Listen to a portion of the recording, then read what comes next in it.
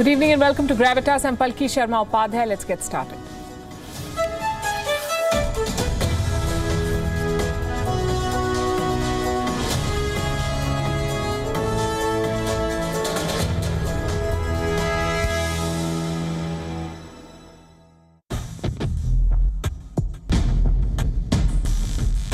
It's not a bombshell.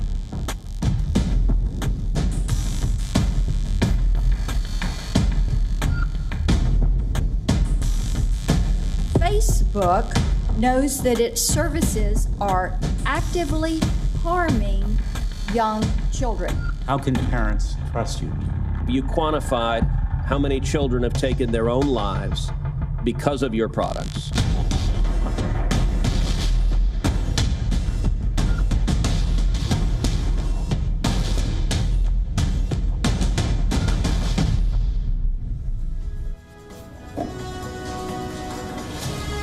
Tonight we want to focus on a story that affects all of us.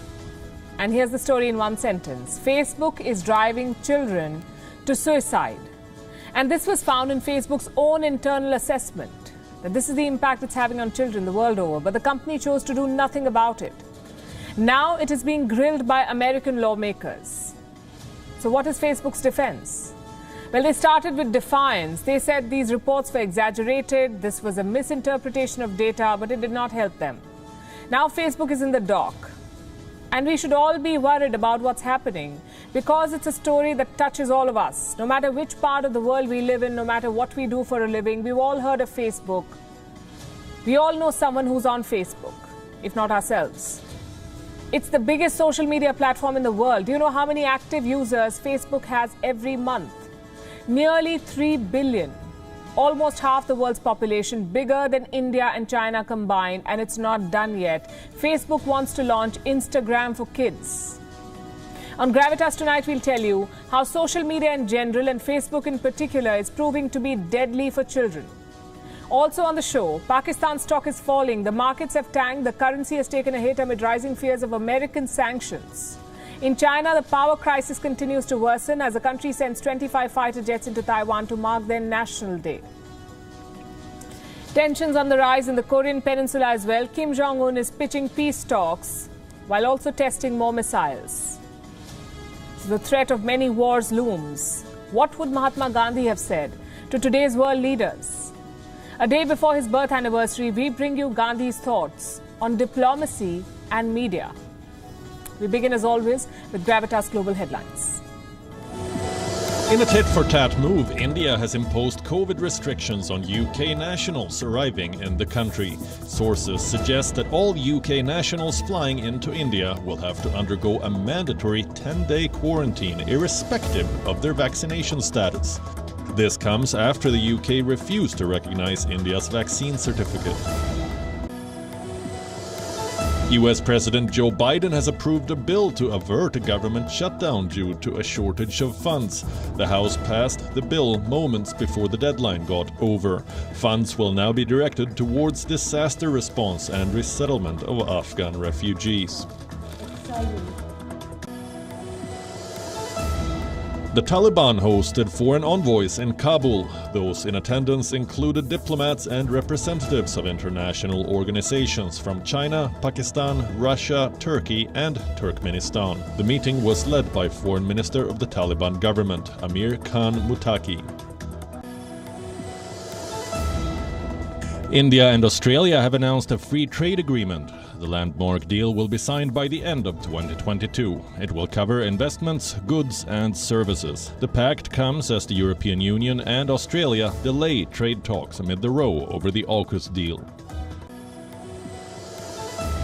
The Tata Group is likely to emerge as the top bidder for India's national carrier Air India. If this happens, then it will be a homecoming for the airline, which was started by the Tata sons before being acquired by the government. The UK fuel crisis continues to escalate. The country's fuel retailers group said that more than 27% of its members are out of stock. The shortage of truck drivers has disrupted the supply chain across the UK, resulting in long queues outside petrol stations. Flight and train services were disrupted as a strong typhoon battered Japan's east coast. The storm brought strong winds and heavy rains. A weather alert remains in place. Russia hosted a royal wedding for the first time in more than a century. The descendant of the country's last imperial family, the Romanovs, tied the knot with an Italian in St. Petersburg. Hundreds of guests attended the ceremony. Irish boxer Michael Conlan has called for those implicated in the manipulating of bouts at the Rio Olympics to face criminal charges for sporting fraud. Conlan's controversial quarter-final defeat to Russian Vladimir Nikitin is one of 11 bouts that are suspected of being fixed. Several judges and referees, as well as senior former officials of governing body AIBA, have been found to be part of the scheme in an investigation conducted by Richard McLaren. Barcelona manager Ronald Koeman has taken a swipe at the club's hierarchy amid reports that he is on the verge of being sacked. The Catalans have won only one of their last 5 matches, and ahead of this weekend's clash against Atletico Madrid, Koeman complained that he was being kept completely in the dark about his future by Barcelona's president and board, even as rumors of his impending dismissal were being leaked to the media.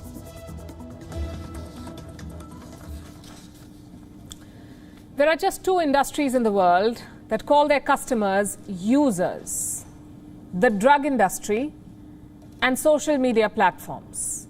Now, drugs we know are illegal. We have laws to protect ourselves from the menace of drugs. But what about social media platforms? Facebook is the biggest company in this business. Its CEO, Mark Zuckerberg, said this back in March. Let me read out what he said. Using social apps to connect with people can have positive mental health benefits and well-being benefits by helping people feel more connected and less lonely. That's what Mark Zuckerberg said to a lawmaker. Turns out he lied. His company did some research a few years back. It found that Facebook's picture-sharing app Instagram is toxic for teenagers. It is causing body image issues. It causes anxiety and depression. It is pushing teens towards suicide. And this was revealed a few years back. What did Facebook do about it? Absolutely nothing. It buried the research inside its servers. Neither the vulnerable teens nor their parents were warned. But the report has come out now. Whistleblower has revealed the truth about Instagram, and American lawmakers are demanding answers from Facebook. That's because Facebook is Instagram's parent company, and now Facebook is being asked a difficult question. Does Facebook know how many children have committed suicide due to the company's services? Facebook knows that its services are actively harming young children. How can parents trust you? You quantified how many children have taken their own lives because of your products. So Facebook basically is being accused of triggering suicide. Where are these lawmakers getting this information from? From this report, it was published last month by the American newspaper Wall Street Journal. It talks about the research Facebook commissioned in 2019. It was a survey of Instagram users. And this is what it found. 1 in 3 teenage users, 1 in 3, said that Instagram has contributed to their body image issues. It has led to eating disorders. It has led to anxiety and depression. Teens who had suicidal thoughts were also surveyed. And look at what was found there. 13% of the British users and 6% of American users said that they are having suicidal thoughts because of Instagram. This was revealed in 2019. Facebook has known all of this for almost 2 years, and it did nothing to fix this. No notifications to alert users about Instagram's ill effects, no warnings in the app on the kind of behavior it may lead to, no course correction. Facebook brushed the findings under the carpet, but it could not hide them. Now the report is out and Facebook is in the dock. A committee of lawmakers called Facebook for a hearing. It happened yesterday. Mark Zuckerberg did not attend this time. He sent Facebook's global head of safety instead. Her name is Antigone Davis. She faced a barrage of questions and 3 major charges. Number 1, Facebook concealed facts that its services are harming users. Number 2, the company is exploiting young users. And number 3, children are struggling with addiction because they use Facebook services. We're here today because Facebook has shown us, once again, that it is incapable of holding itself accountable. We now have deep insight into Facebook's relentless campaign to recruit and exploit young users. We know it chooses the growth of its products over the well-being of our children. Facebook knows, they know that children struggle with addiction on Instagram, and they didn't want to admit it. What was Facebook's response? Well, first it tried to downplay the leak. It published a blog calling the claims, quote unquote, not accurate and a poor interpretation of data. This was defiance. The strategy did not work. Now the company has been forced to pause the launch of Instagram Kids. You heard that right, Instagram Kids. Facebook was working on a separate Instagram app for children below 13 years of age. 13. Allow me to quote what Instagram's head, Adam Mosseri, said in his defense. This is what he said: the delay will give us some time to work with parents, experts, policymakers and regulators to listen to their concerns and to demonstrate the value and importance of this project for younger teens online today. This is an embarrassing U-turn, to say the least. Clearly, the attempt to push back against the accusations has failed. Facebook is now being compared to big tobacco companies, the ones that fuel lethal addiction to make money, and it's a fair comparison, we say. Just look at your Instagram app, and you'll know why. Whenever you pull down to refresh, your timeline fills up with new content to keep you hooked. If you like a certain kind of image or a video, the app will keep throwing similar content at you. There are stories on top. You don't even have to make an effort to scroll through them. They flip automatically. What do you think all of these features are meant for? They're all designed to develop a habit, an addiction, very similar to what smokers and drug users develop. Just like big tobacco firms, Facebook is playing down and misleading the world about the harmful effects of its apps. Companies like Facebook are spawning new addicts, and this time their target is our children. So Facebook clearly is the big villain here, but it's not the first one. Our society, we have to say, is tailored to exert pressure, be it reality shows, pageants, or tabloid journalism. It's easy to blame one platform, in this case social media, but remember, there was a time before Facebook, a time before Instagram, and that world was not perfect either. We had mental health issues, excess pressure, all the problems we face today. The only difference is awareness and access. Social media is everywhere today. Look around you. Right now, chances are someone is on their phone.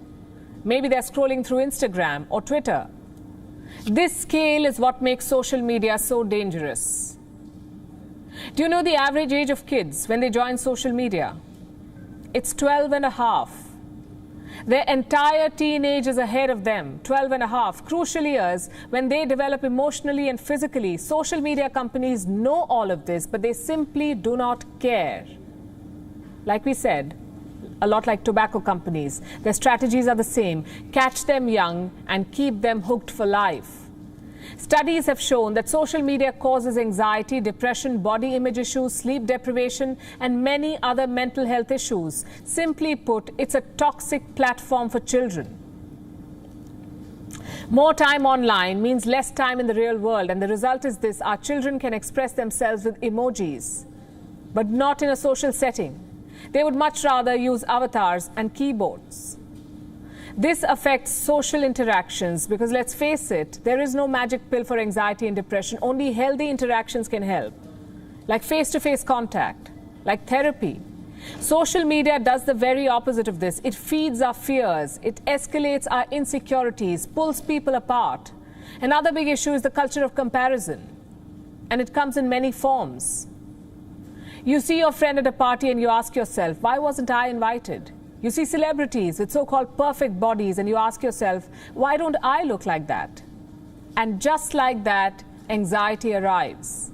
And this is the problem with social media. The content is not vetted. It is not planned. Celebrities post whatever they want to. And the young fans absorb everything, the good, the bad, and the toxic. You have 13 and 14-year-olds who grow up hating their body. Why? Because a 30-something film star has a toned figure. Body image issues can have a domino effect. They can drive you to depression. They can destroy your confidence, basically ruin your childhood and teenage. Do you think Facebook does not know all of this? Of course it does. Children are the collateral damage for their growth. We are talking about years of therapy, reduced focus on studies and sports, lack of interest in social gatherings, troubled communication, diminished self-esteem. This is what Facebook is giving our children. Is a Facebook account really worth all of this? Mark Zuckerberg certainly thinks so. He wants Instagram for under 13s now. All we can say is, let them be. Social media may have many benefits, but you need maturity to handle it. 13-year-olds should not be worried about body image. They should be thinking about how much they hate homework or meeting up with their friends. And this is where parents can play a big role too. They can restrict access to social media. They can encourage face-to-face meetings. Unfortunately, not every parent thinks like that. Some of them want to show off their kids. I'm talking about reality shows and pageants. They have children too. What exactly is the point of these shows? Clearly, there's very little reality here. Kids are paraded on national television. They're put under immense pressure. And what for? Celebrity status. Has anyone asked these children what they really want? We talk about healthy competition. We talk about safe spaces where children can learn about failure. But compare that to these reality shows. Millions of people watching them, celebrity judges on the same stage, their sobbing parents on the sidelines, and these kids get eliminated. They're thrown out of the competition. What is safe about this setting? What is healthy about this competition? These shows are as toxic as social media. And by the way, they're much older than Facebook and Instagram. The fact is, children have always been targets for entertainment, for paparazzi, for reality shows, and now for social media. They're easy and innocent targets. But what about their future? Losing a dance contest is tough. Do you know what's tougher? Turning up to school the next day. Here's what I'm trying to say basically. Let children be. And that's the message to parents, to teachers, and also to Mark Zuckerberg. Just let children be. They have enough time to join social media or to enroll in a reality show when they're adults who can decide for themselves.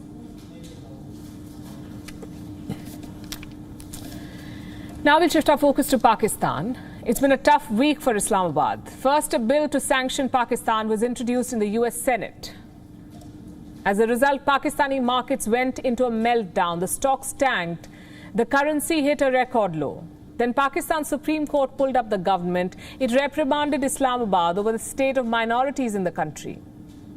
Have these back-to-back setbacks made Pakistan mend its ways? Our next report has some answers.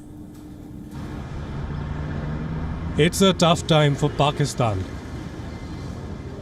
The country's stocks are tanking. Its currency has weakened to a record low. The judiciary is cornering the government, and extremists are exposing Islamabad further.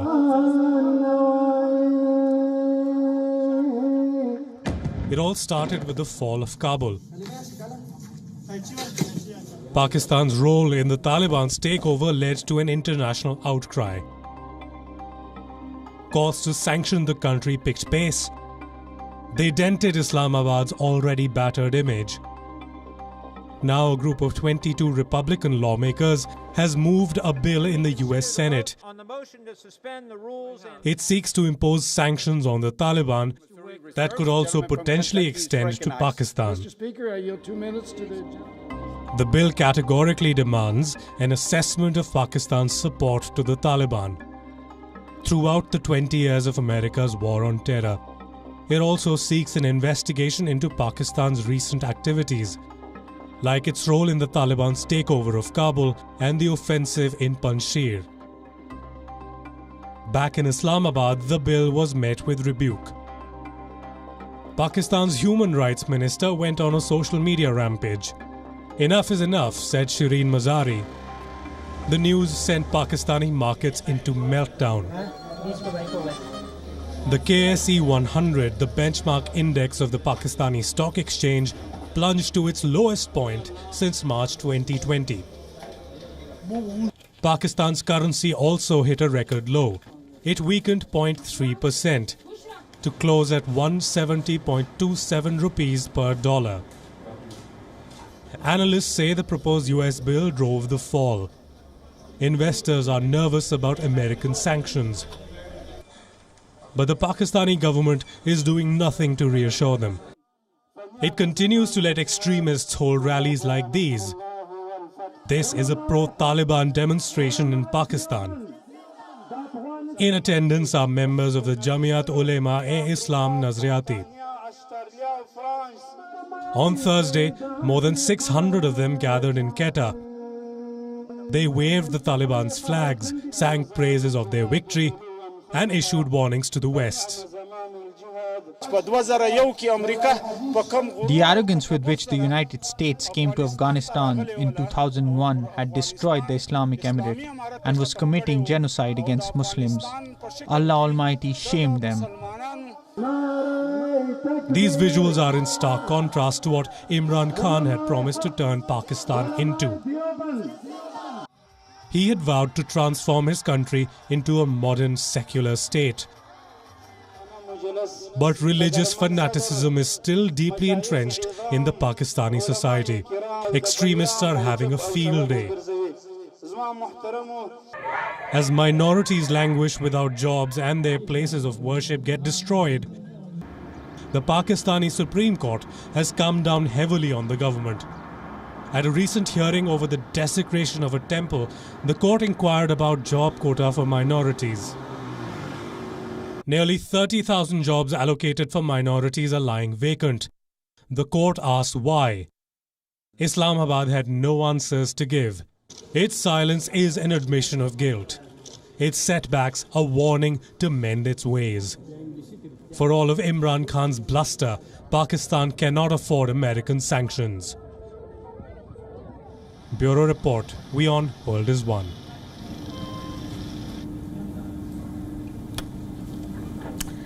Now let's talk about Pakistan's iron brother China. It is facing a crisis of its own. There is a power crunch in China and Beijing is struggling to find solutions. 21 out of 31 mainland provinces, 21 out of 31, are facing power cuts.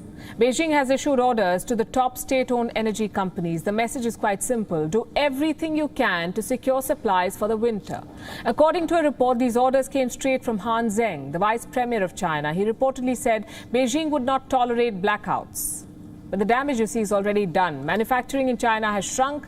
For the first time since the pandemic began, factory activity has dropped. The reason is quite obvious. Factories do not have any electricity, so they're struggling to operate. Factory owners say their businesses may not even survive if power cuts don't end. Right now there are power cuts.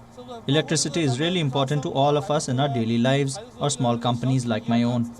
We aren't even a small company. We're just a processing factory. Anyway, I think as long as we can afford it, we are willing to cooperate because the country needs it. But if power curbs continue in the long run, we have to think of a way to deal with this. I'm really worried if power curbs will happen frequently in future. We can't work if there are more power curbs. We need to make a system for the power and department to inform us when these curbs happen, when they don't want us to use power, and that we must halt production. I'm really worried if further curbs happen.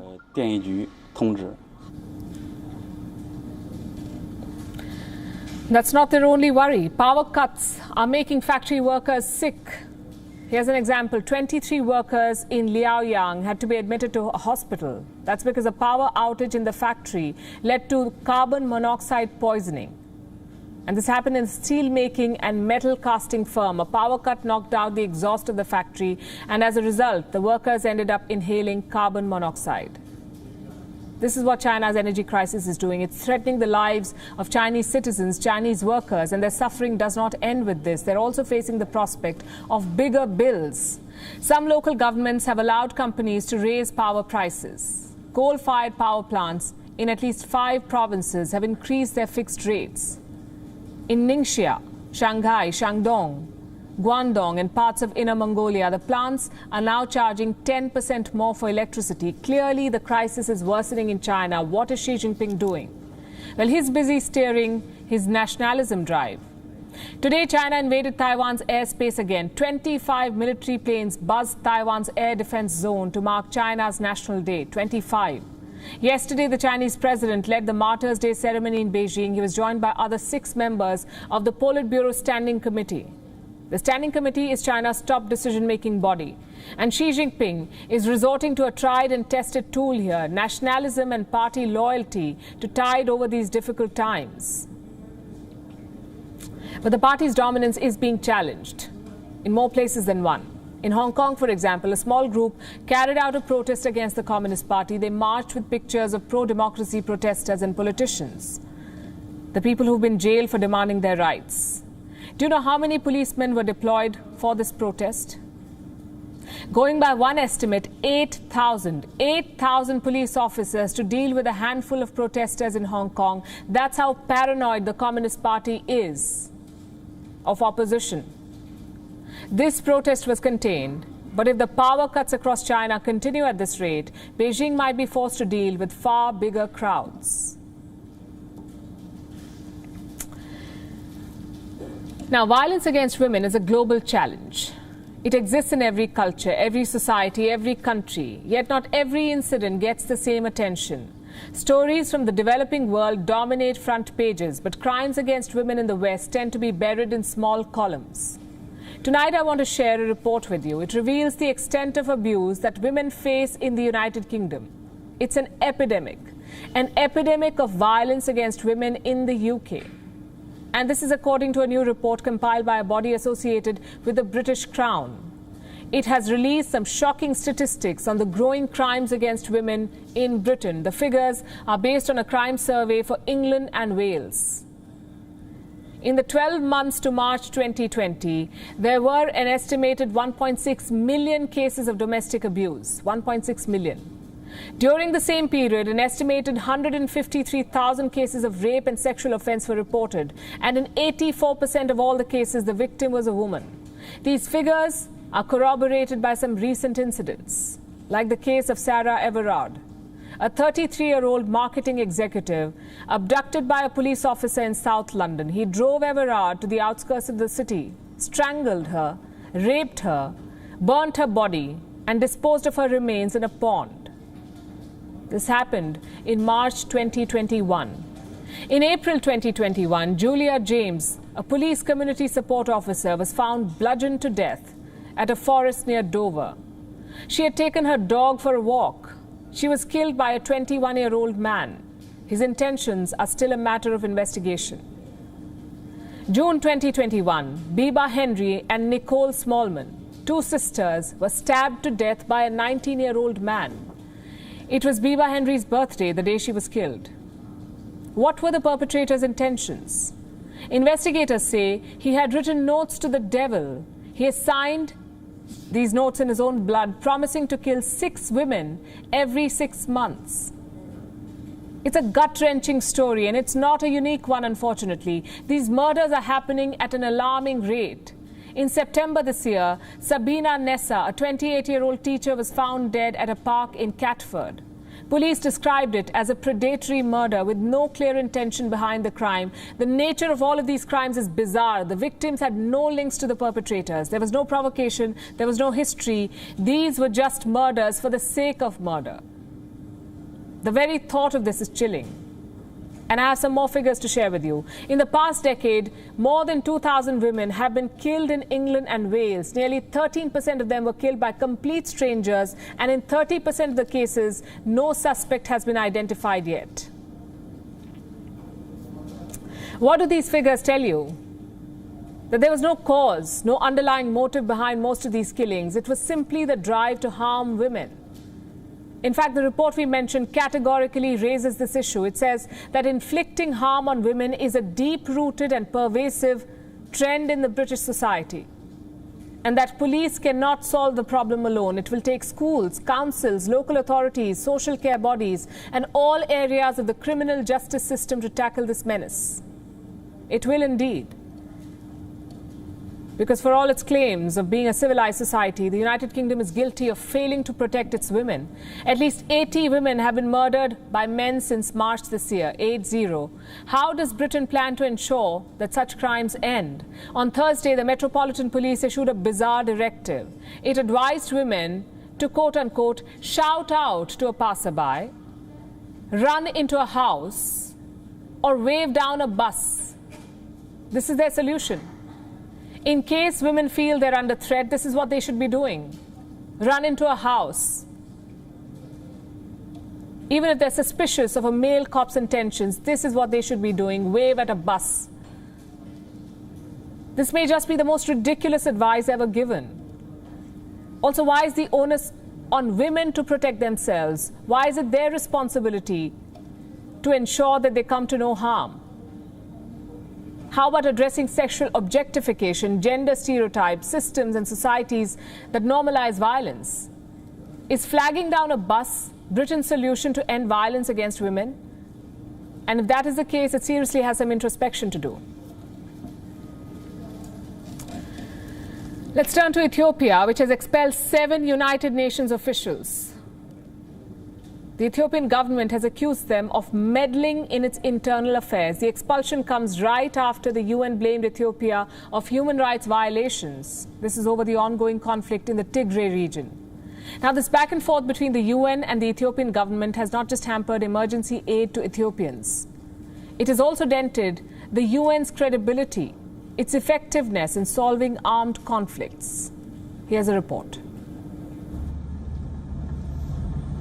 Since November 2020, Ethiopia's Tigray region has been embroiled in an armed conflict. A war between the Tigray People's Liberation Front and forces supporting Ethiopian Prime Minister Abiy Ahmed. This conflict has spiraled into a humanitarian disaster. 5.2 million Ethiopians require food aid. 400,000 are living in famine-like conditions. And the rate of child malnutrition is worse than Somalia's. The United Nations has been working to put an end to the turmoil. At a press conference last month, the UN High Commissioner for Human Rights tried to bring the world's attention to the plight of Ethiopians. She accused both the Ethiopian government and the resistance of human rights violations. Allegations of human rights violations have continued to implicate government forces and its allies. We have received disturbing reports that local fishermen found dozens of bodies floating along the river crossing between Western Tigray and Sudan in July. These remarks have upset the government of Abiy Ahmed. In response, it has expelled 7 senior UN officials, accusing them of meddling in the country's affairs. A letter released by the country's foreign minister states that all 7 UN officials have been declared persona non grata. They've been asked to leave the country within the next 72 hours. The global body has been taken aback by the decision. The UN Secretary General says he is shocked. He has appealed to the Ethiopian government to withdraw its decision. I will start with a statement by the Secretary General on Ethiopia. I was shocked by the information that the government of Ethiopia has declared 7 UN officials, including senior UN humanitarian officials, as persona non grata. But these appeals have failed. Ethiopia is unrelenting. It says the decision will not be changed, reviewed, or modified in any way whatsoever. The face-off shows how powerless the UN can be when states fail to agree. It also depicts the UN's failure in Ethiopia. For all its humanitarian aid to the Tigray region, the UN has failed to build consensus on ending the crisis. The UN Security Council has not convened a single meeting to discuss it. No one knows what deliberations and diplomacy are taking place. Since November 2020, the Security Council has only issued a single media statement on the crisis. It's a travesty that Ethiopia hasn't been dealt with on priority. Not only does this undermine the UN's credibility, but also puts the life of millions of Ethiopians at risk. Bureau Report, WION, World is One. The mother, she has to it. Nothing divides social media like food. It started with pineapple on pizza. The Romans almost launched a crusade. Then came ice cream and French fries. Eyebrows were raised. And now we have a new spin on the idli. Let me show you what I'm talking about. Idli on a stick. Pick it, dip it, eat it. It sounds simple enough, but try telling that to social media. There is an intense debate on this new creation. Is it an innovation or an abomination? We have passionate defenders on both sides. Here's one of them. Might cause riots in South India, but it's a good idea. Kids don't wash hands before eating these days. Interesting take, we say. But to all the kids watching right now, washing your hands is non-negotiable. Here's what another user has to say. If the idli is hard enough to stay on the stick, it was prepared wrong. Again, interesting take. We can all agree that taste is also non-negotiable. Indian MP Shashi Tharoor also chimed in. He says, it's absurd but practical. Now, all these opinions are valid. This dish is an idli by taste and a popsicle in spirit. At the end of the day, it's food. You can experiment with it, add new flavors, serve it on a stick if you like. There are enough things dividing us in this world. Idli on a stick cannot be another one, should not be one of them. But having said that, where do you draw a line? Experimentation should not land you in a hospital. I think that's a fair place to start, to draw the line. And I'll tell you why I say this. There's a milkshake that is trending on social media. Look at the topping. It's not chocolate chips. It's not whipped cream. It's Maggi. Instant noodles with vegetables on a milkshake. I'm afraid this is where tolerance ends. You can like milkshake, you can like Maggi separately, but not together. This doesn't just sound revolting, it sounds dangerous. Something that could land you in a hospital. I'll give you another example. Biryani with chocolate sauce. It sounds wrong just saying it. This video went viral earlier this year. It was cooked up at a stall in Karachi. Biryani topped with luscious chocolate sauce. The man tasting it said he actually liked it, but social media was not convinced. Some users called it Oscar-level acting. Another wrote, these people have a special place reserved in hell. Well, we won't go that far, but I have to say that chocolate biryani is a time saver. If you don't have the time for a 2-course meal, just order this. Main course and dessert rolled into one. Well, talking about rolling into one, here's another famous/scandalous creation. The Vada Pav Fondue, an unusual take on a cult dish from Mumbai, another divisive creation. So we've given you a few examples, but there are many more on the internet if you're interested in this kind of food, like the pineapple pizza or Cheetos and cream cheese. Or the time Pizza Hut rolled out this innovation, the konitza, basically pizza rolled into a cone. It never really took off. That's because people can be extremely defensive of their cuisine. Idli on a stick has only reinforced that idea, but you cannot cancel food or abuse a chef for their creation. If you prefer your idlis round and without a stick, that's great. Order them or make them. If you want to try one with a stick, that's fine too. But I'll tell you what's not fine. Culinary hatred, that's not okay. Many people use cuisine to attack cultures. And that's also where we must draw the line. Do you remember the story from the Washington Post? It was a smear piece. The writer said that Indian cuisine was based on one spice, what he called curry spice. There was a lot of backlash, and the writer ended up apologizing. He admitted that it was his quote-unquote broad brush, and it was insulting. But here's what we'll end with. Innovating and experimenting is fine. That's how new dishes emerge. Even the idli was not always like this, by the way. Old Indian recipes do not mention the use of rice. Did you know that? Or fermentation. They don't even mention steaming the idlis. Creative chefs will keep trying new things. You can like them, you can reject them. As for the Maggi milkshake, maybe the world is not ready for that level of innovation. And we'll end tonight's show with lessons from a great mind, Mahatma Gandhi. Tomorrow is October the 2nd, Gandhi's 152nd birth anniversary. His words and beliefs are nearly a century old, but they're still relevant because Mahatma Gandhi had a rare gift, the gift of foresight. Indians know Gandhi as a towering freedom fighter. The world knows him as a social reformer and a politician, the man who beat the British Empire. For some, he was a spiritual guide. For others, a political mentor. But tonight, we want to talk about a different part of his life. Mahatma Gandhi, the journalist. That journey, too, began in South Africa. He became the South Africa correspondent of The Voice of India, a newspaper started by Dadabhai Naoroji. During the Second Boer War from 1899 to 1902, Mahatma Gandhi was a war correspondent. He saw racial injustice in South Africa. He saw war and violence. Those experiences shaped his view on journalism, and back then journalism meant newspapers. They did not have TVs or blogs. Let me tell you what Gandhi said on the objective of newspapers, and I'm quoting. One of the objects of a newspaper is to understand the popular feeling and give expression to it. Another, to arouse among the people certain desirable sentiments. And the third is to express fearlessly popular defects. You could put those words in any modern-day editorial. Wouldn't look out of place. In 1903, Mahatma Gandhi started publishing his own newspaper. It was called the Indian Opinion. His mission was quite simple, not to make money or fame, but to bring change. Many years later, in 1925, Gandhi explained his decision to become a journalist, and this is what he wrote.